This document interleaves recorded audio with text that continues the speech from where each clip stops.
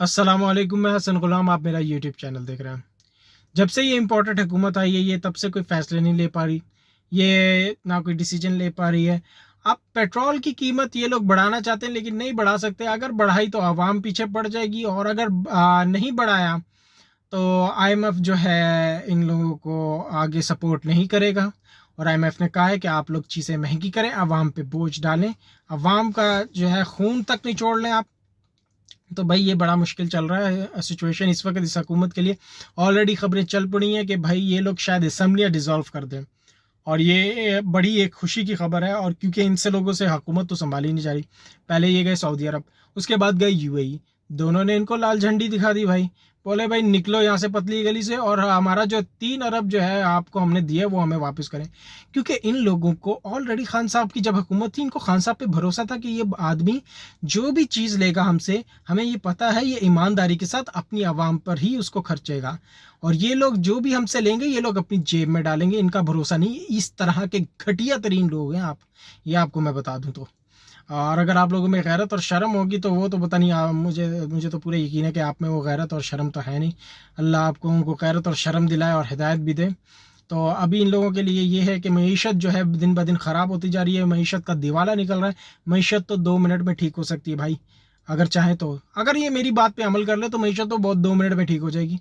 आप क्या करें, आप अपना लंदन का फ्लैट ही बेच दें, और वो जितना भी पैसा है ना वो आप पाकिस्तान के ख़जाने में डाल दें।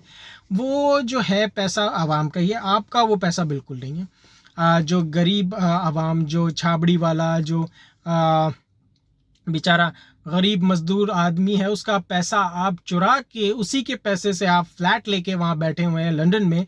तो भाई आप जो है अभी यही एक तरीका है। आप ये इस तरीके से ही जो है मईशत संभाल सकते हैं। आप तो एक प्रोफेशनल कह रहे थे कि भाई हम एक प्रोफेशनल लोग हैं, हमारे पास बहुत तजर्बा है, 30 साल का तजर्बा है, 30-40 साल का। आपसे तो बेहतर इमरान खान है, जो इतने मुश्किल हालात में भी डिसीजन तो लेता था। आपकी हुकूमत तो डिसीजन तक नहीं ले पा रही भाई। तो डूब के मरने का मकाम है आपकी और आपकी हुकूमत के लिए। तो आप अपने इत्तेहादियों से बात कर रहे हैं मैं हुकूमत को कैसे चलाऊं, मैं फिर असम्बलियाँ डिज़ोल्व कर दूं, ये कर दूं, वो कर दूं, फलां कर दूं। आप लोग आप एक तरह से पता नहीं क्या, मैं कुछ कह नहीं सकता कि आप लोग जो है ना अभी आप लोग पागल होने पे आ गए कि भाई किस तरह संभालें।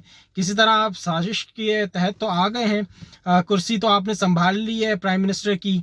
और जो है अभी आप अपनी बदमाशियों पे लग चुके हैं आते ही। अब भाई एक ही तरीका है कि भाई नवाज शरीफ साहब के पास गए, नवाज शरीफ साहब बोले भाई तुम किसी तरह भी केसेस मिटाओ, मरियम नवाज के केसेस मिटाओ, मेरे केसेस मिटाओ, मुझ पे नाअहली के जो धब्बा लगा है वो हटाओ, किसी तरह सारी चीज़ें कंप्लीट करो तुम।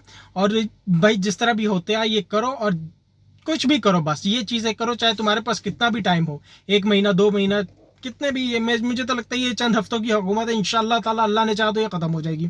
तो अब मैं ये सोच रहा हूँ कि भाई आप जनरल बाजवा को ये कह रहे हैं कि वो हमारा साथ दें डीजल और पेट्रोल महंगा करने में। तो भाई जनरल बाजवा का काम क्या है? आप इंडिया पे हमला करने जा रहे हो क्या? हैं आप क्या करवाने जा रहे हो? भाई जनरल बाजवा का ये काम नहीं। जनरल बाजवा जो है वो आर्मी चीफ हैं, उनका काम सिर्फ आर्मी की हद तक ही है। वो आर्मी के मामलात को देखते हैं, वो मुल्क के मामलात नहीं देखते। मुल्क के मामलात आपने देखने, मुल्क के फैसले आपने करने, मुल्क को किस तरह चलाना है वो आपने देखना है। आपसे तो बेहतर इमरान खान था जो इतने मुश्किल वक्त में डिसीजन ले लेता था, और वो कहता था, आवाम को समझाता भी था कि ये मुश्किल वक्त है हमारा 1-2 साल का, ये हम एक बार गुजार लें तो अल्हम्दुलिल्लाह अल्लाह ने चाहा तो जो है हमारे लिए आने वाला वक्त अच्छा होगा। वो डिसीजन लेता था, और टफ डिसीजन लेता था, और वो अपना नहीं सोचता था, वो मुल्क का ही सोचता था। नहीं तो वो उसको वो हमेशा आसान डिसीजन लेता, और एक्स्ट्रा कर्जे लेता, और एक्स्ट्रा बोझ बढ़ाता मुल्क के ऊपर, और मुल्क जलालत भी झेलता। तो भाई मैं आपको ये बता दूं, आप लोगों से मईशत भी नहीं संभलनी, कुछ नहीं संभलना। तो भाई आप सीधा जो है अपना बोरिया बिस्तरा बांधे और घर जाए। आप लोगों की सियासत ख़त्म है। जरदारी साहब ने तो ऑलरेडी अच्छी गेम खेल चुके हैं आपके साथ, क्योंकि जरदारी साहब की पार्टी को तो कोई नुकसान नहीं हुआ। जरदारी साहब ने आपको फ्रंट पे रख के जो जूते मरवाए हैं ना आपके ऊपर, भाई ओ हो मज़ा आ गया, मज़ा आ गया। आप जो है देख के जरदारी साहब आप लोगों के साथ गेम करके भाई। और मुझे जहाँ तक लग रहा है नून लीग की ये हुकूमत लास्ट होगी। इसके बाद इंशाल्लाह अवाम नून लीग की जो है शक्ल देखना पसंद नहीं करेगी, ये नवाज़ शरीफों की। क्योंकि इन लोगों ने बहुत तंग किया अवाम को, बहुत अवाम का खून चूसा है जिसकी कोई हद नहीं हो सकती। तो अब ये सिचुएशन आ गई है इस मुल्क के ऊपर। अब अफसोस के साथ कहना पड़ रहा है कि हमारा मुल्क ऐसे लोगों के हाथ में है कि वो आप बस जो है ना, वो कहते हैं ना, इन्होंने आती करप्शन फिर से शुरू कर दी। जो मामला सुधर रहे थे उसको ऑलरेडी बिगाड़ दिया। तो भाई ये वो हिसाब हो गया कि दूध की हिफाजत के लिए आपने बिल्ली बिठा दी, और अब ये वही चीज़ चल रही है कि जब आप दूध की हिफाजत के लिए बिल्ली बिठाओगे तो बिल्ली तो दूध पिएगी। तो ये लोग वही कर रहे हैं। अब इन लोगों ने जो है अपने करप्शन और करनी है, और जितने भी केसेस हैं उनको ख़त्म करना है किसी भी तरह से, और यही इनका एजेंडा है। और इनको शर्म तो बिल्कुल नहीं आनी।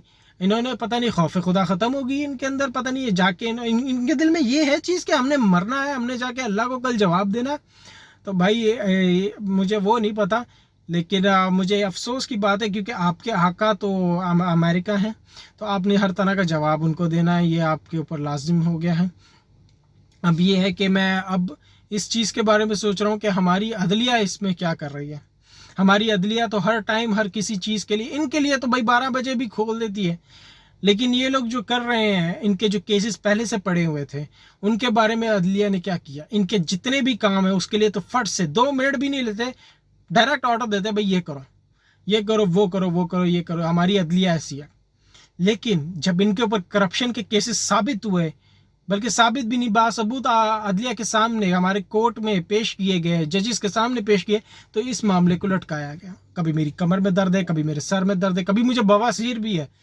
ये हालात इन लोगों के है। तो भाई ये क्या है? आप इतने बीमार है वैसे शहबाज शरीफ साहब, आपको प्राइम मिनिस्टर बनने की जरूरत क्या थी? इससे अच्छा अस्पताल में जाके भर्ती हो जाते हैं। सीधी बात है भाई। तो आप का जो है ना, हुकूमत से कोई लेना देना नहीं है।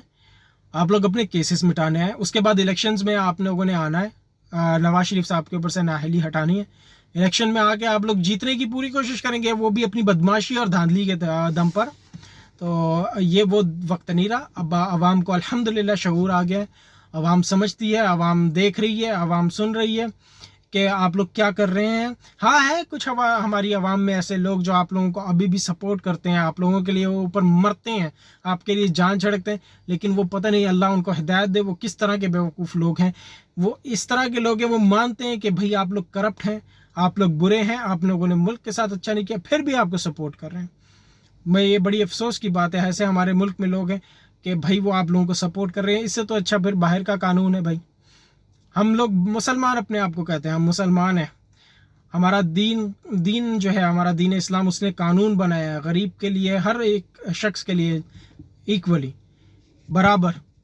और ये चीज़ यूरोप में हो रही है और हमारे मुसलमान मुल्क में नहीं हो रही। और ये हाल है।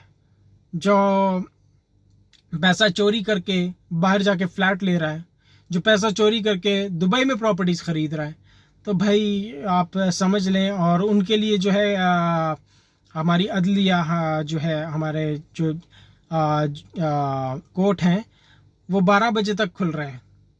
तो भाई अब हम क्या कर सकते हैं? हमारा मुल्क किस डगर पे जा रहा है, अल्लाह हिफाजत करे हमारे मुल्क की। लेकिन ये एक बात है कि खान साहब की वजह से हमारा पूरा सिस्टम एक्सपोज हो गया है। उन्होंने जो डिसीजन लिया उसकी वजह से इस सिस्टम का असली चेहरा नज़र आया है। और आगे भी बहुत सी चीज़ें हैं। और जैसे कि अभी ये कुछ घंटे पहले खान साहब ने अपना फैसलाबाद का जलसा किया, बहुत जो है ज़बरदस्त जलसा जो है वो किया उन्होंने, और रिकॉर्ड ब्रेकिंग जलसा किया, और बहुत ज़बरदस्त जलसा किया। और जिस तरह के वो जलसे करते जा रहे हैं, बार बार एक मोमेंटम पैदा कर रहे हैं आवाम के अंदर।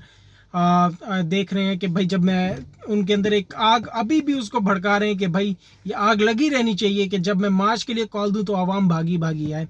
तो वो इस चीज़ का एक देख रहे हैं, और ये एक बड़ी अच्छी उनके डिसीजन वो ले रहे हैं, जलसे कर रहे हैं। और उसी तरह पीपल्स पार्टी और नून लीग भी जलसे कर रही है, लेकिन उनके जलसों में कोई आ नहीं रहा। जलसों को और तवील लंबा किया जा रहा है कि भाई रात तक देख लो, शायद पब्लिक आ जाए, इकट्ठी हो जाए, फिर इन लोगों को मजबूरन वही अपनी पुरानी जो है हरकत पे आना पड़ता है। लोगों को कीमे वाले नान, आलू वाले नान, बिरयानी पे ख़रीद के लाना पड़ता है, और बिठा के अपनी जो है बेकार आवाज़ सुनानी पड़ती है, भाई ये हो गया, वो हो गया। भाई आपके नवाज शरीफ साहब जो है ना, अगर इतने ईमानदार है ना, तो आज ही वो टिकट कटवा के पाकिस्तान आ जाए। अभी तो वैसे तो उनके भाई की हुकूमत आ गई है, तो उनको क्या किस चीज़ का डर है? इतने मर्द होते, इतने अगर वो हौसले वाले होते ना, तो वो पहले पाकिस्तान में ही बैठ के अपने केसेस को देखते, फेस टू फेस लड़ते। जो मजबूत इंसान होता है, मर्द की असली पहचान होती है, मर्द किस लिए कहा जाता है कि वो झुकता नहीं, वो फेस करता है प्रॉब्लम को। वो आंखें डाल के जो है ना मुश्किल के सामने वो उसको फेस करता है। तो नवाज शरीफ साहब के अंदर वो चीज़ नहीं है। और अवाम को जो है सबसे ज़्यादा गुस्सा और सबसे ज़्यादा अफसोस खान साहब के हुकूमत जाने का नहीं, जितना गुस्सा और अफसोस ये पुराने इम्पोर्टेंट हुकूमत का आने का है। बाकी फ़िलहाल अभी के लिए इतना ही। इंशाल्लाह आपको मिलते हैं अपनी नेक्स्ट वीडियो में। तब तक के लिए अल्लाह हाफिज़। पाकिस्तान जिंदाबाद। आप मुझे